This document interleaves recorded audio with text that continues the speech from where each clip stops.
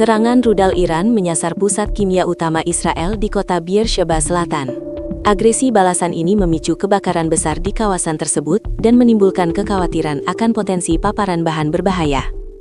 Kompleks industri Neot Hofav merupakan pusat penting yang memproduksi sekitar setengah dari total produksi kimia Israel. Dilansir dari Fiori, video menunjukkan api melahap bangunan pada Minggu 29 Maret 2026.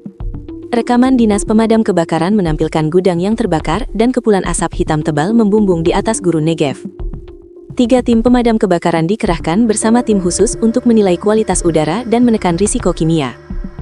Pihak berwenang mendirikan stasiun pemantauan gas berbahaya dan mengamankan lokasi, sementara para pekerja dievakuasi sebagai tindakan pencegahan.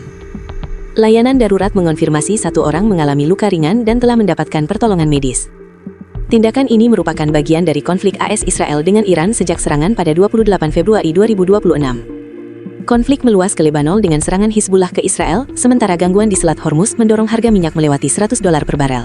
Rudal Iran menyasar pusat kimia utama Israel di kota Beersheba Selatan. Agresi balasan ini memicu kebakaran besar di kawasan dan menimbulkan kekhawatiran potensi paparan bahan berbahaya. Kompleks industri Neot Hofav menjadi sasaran Iran yang merupakan pusat penting di Israel. Lokasi ini memproduksi sekitar setengah dari total produksi kimia Israel. Dilansir dari Fiori, video menunjukkan api menghabiskan bangunan pada Minggu 29 Maret 2026. Rekaman dinas pemadam kebakaran menampilkan gudang yang terbakar dan kepulan asap hitam tebal membumbung di atas gurun Negev. 3 tim pemadam kebakaran dan khusus dikerahkan untuk menilai kualitas udara serta menahan resiko kimia. Pihak berwenang mendirikan stasiun pemantauan gas berbahaya dan mengamankan lokasi. Sementara itu, para pekerja telah dievakuasi sebagai tindakan pencegahan. Layanan darurat mengkonfirmasi 1 orang mengalami luka ringan dan telah mendapat pertolongan medis. Tindakan ini merupakan bagian dari konflik Amerika Serikat Israel terhadap Iran sejak serangan pada 28